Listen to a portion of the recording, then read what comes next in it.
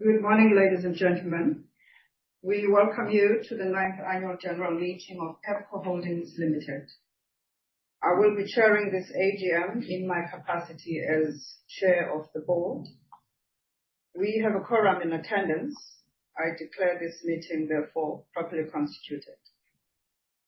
During the last few months, we engaged with shareholders through various channels and considered your guidance and feedback. We also published a voluntary update on 2nd of February 2026 for the 3 months ended December 2025.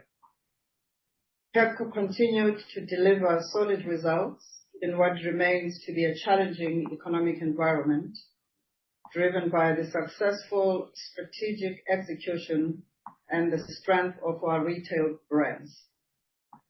What sets Pepkor apart is our unrelenting purpose to solve customer needs, enabling affordability and accessibility. All directors, including the chairs of the board committees, are in attendance, and I want to thank them for the constructive role they play to ensure rigorous governance oversight and that our board and committees fulfill their duties. We will now proceed with the formalities of the meeting.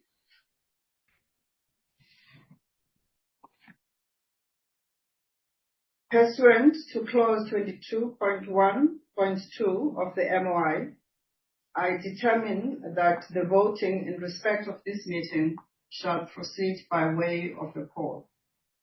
Such poll voting shall be conducted entirely electronically, as contemplated in Section 63(2) of the Companies Act and Clause 21 of the MOI, through the electronic online facility provided by the transfer secretaries of the company, Computershare.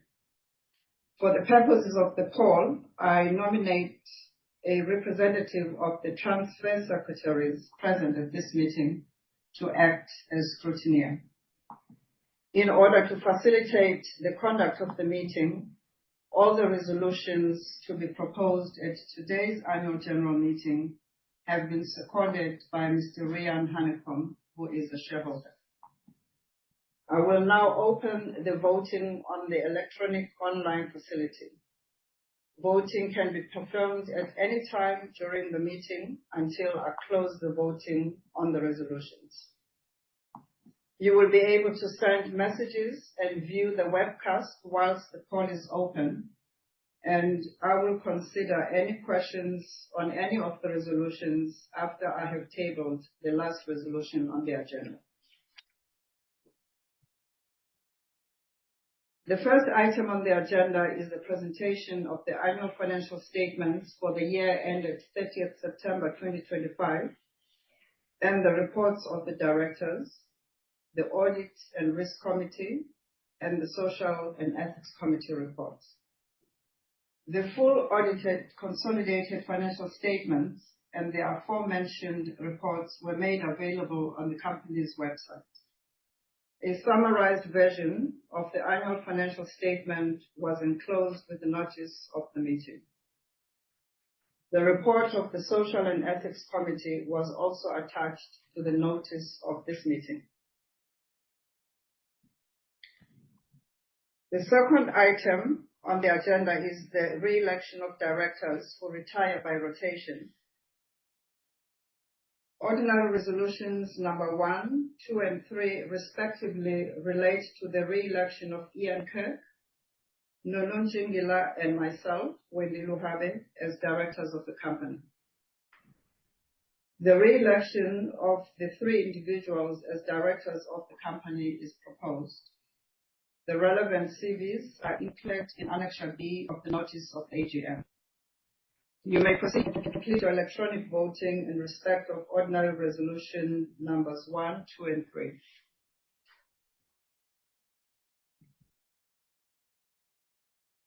Item 2.2 of the agenda proposes the election of a new board member, Mr. Richard Wainwright, as a director of the board.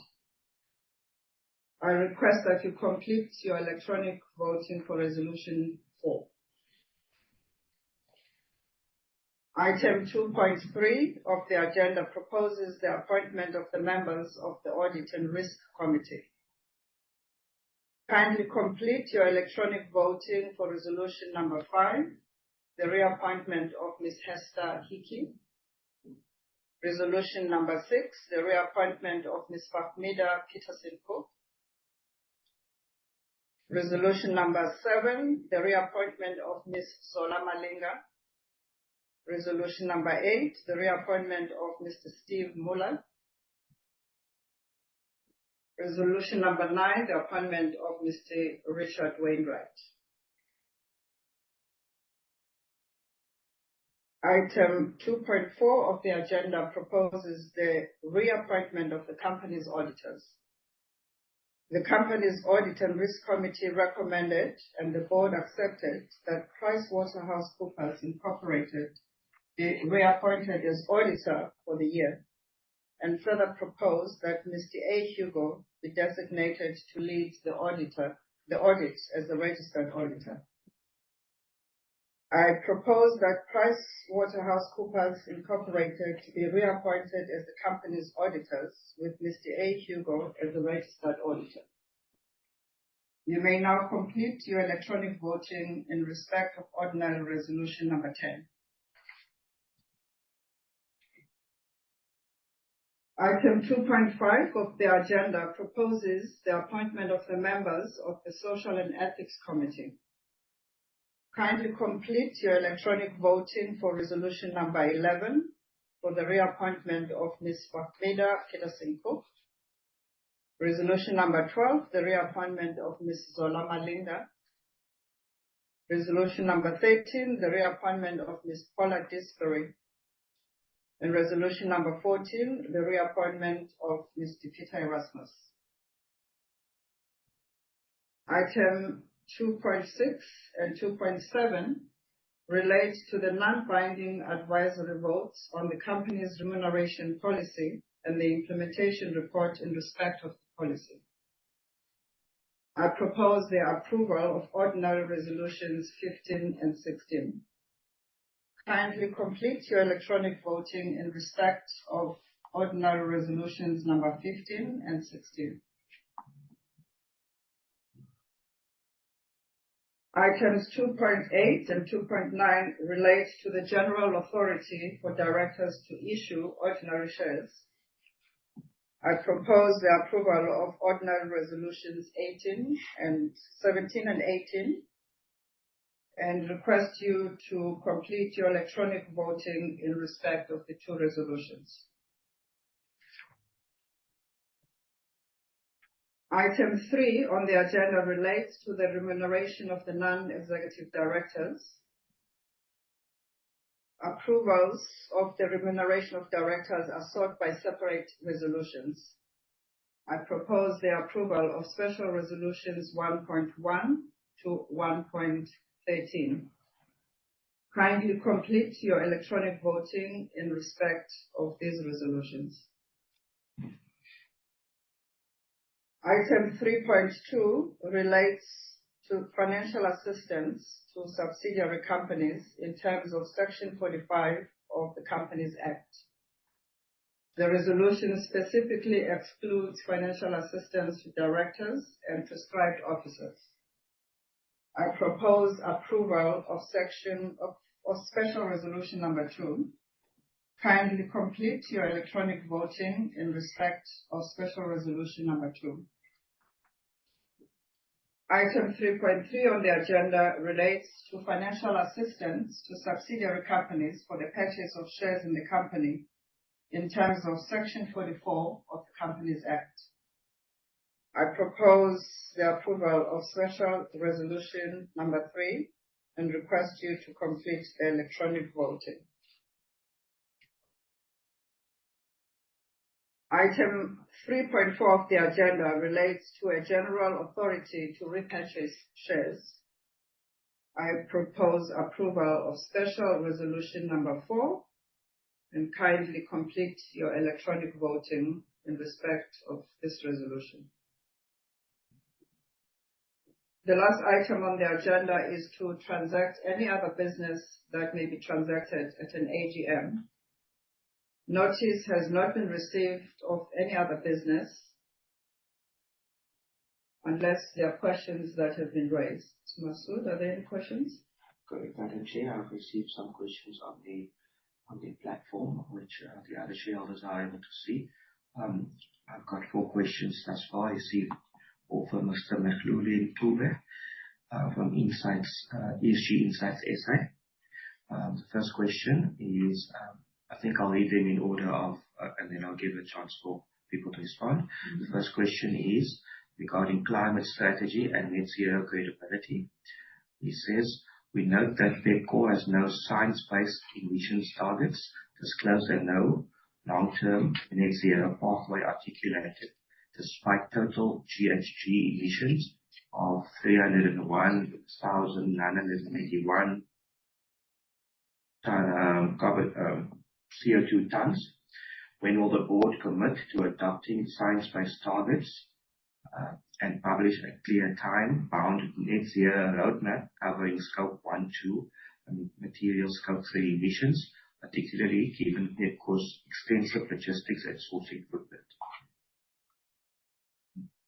I'll read the next one after the board has addressed this question.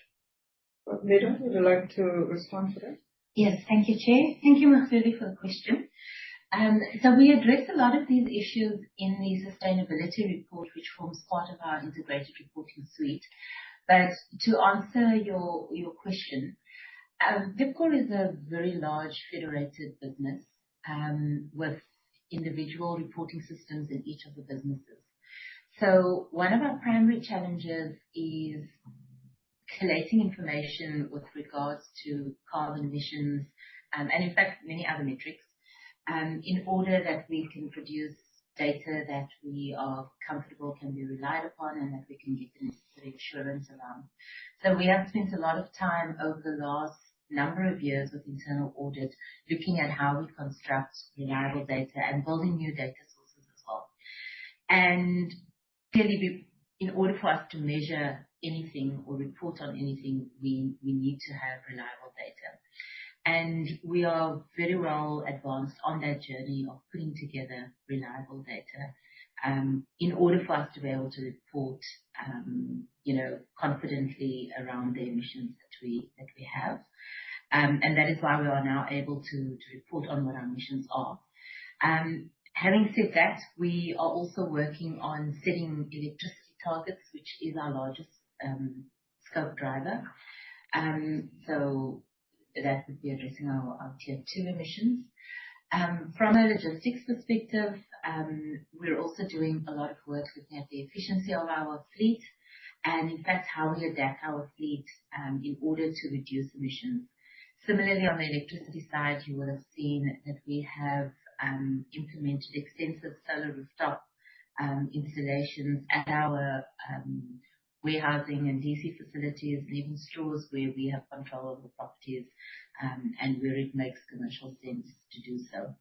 And so, it's a journey in terms of our climate strategy and net zero credibility, and we feel we're well advanced on that.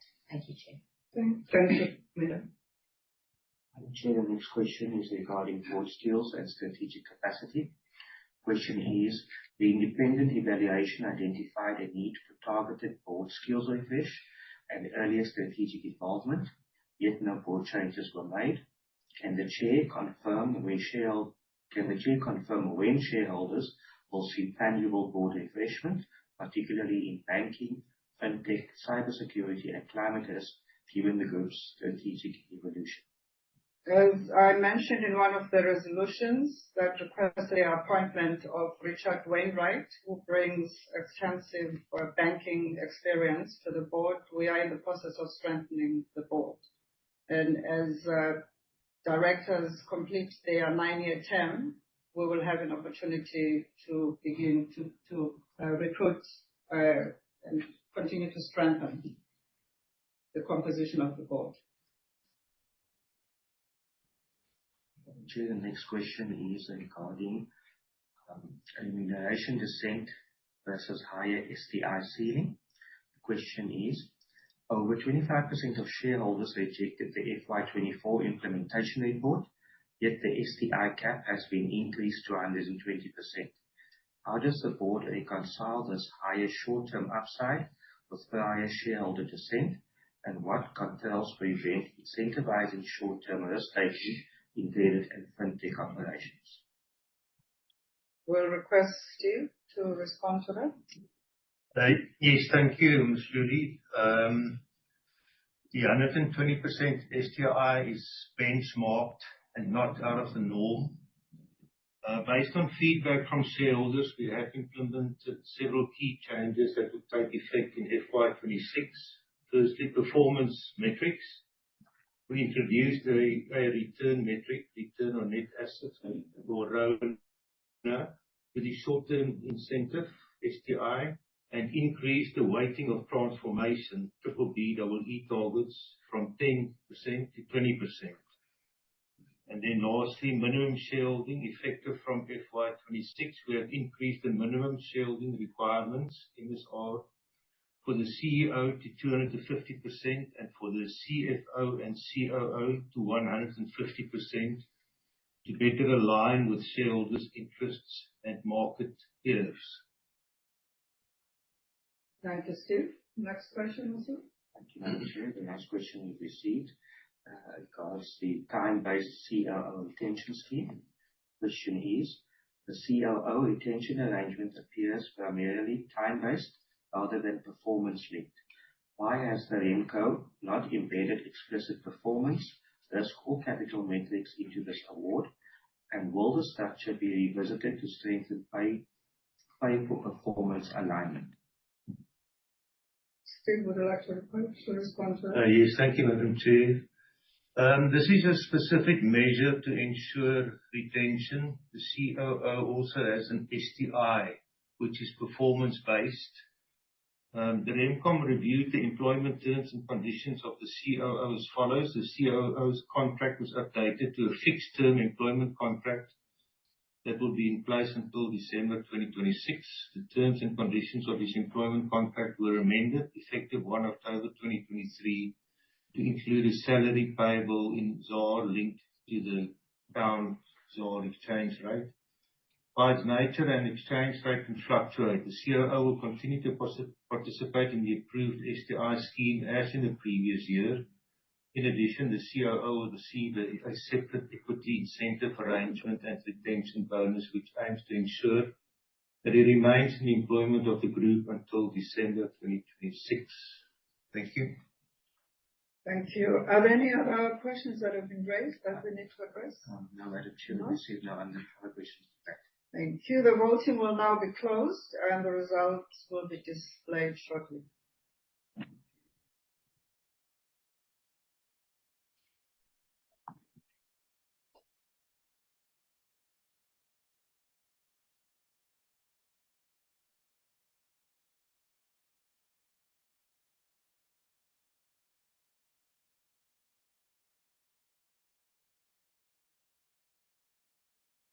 We thank you for your votes, and for those shareholders who have voted against the endorsement of the remuneration policy and the implementation of the policy, are invited to advise the company of their reasons for their dissenting votes on these policies by sending correspondence by email to the Group Investor Relations Executive.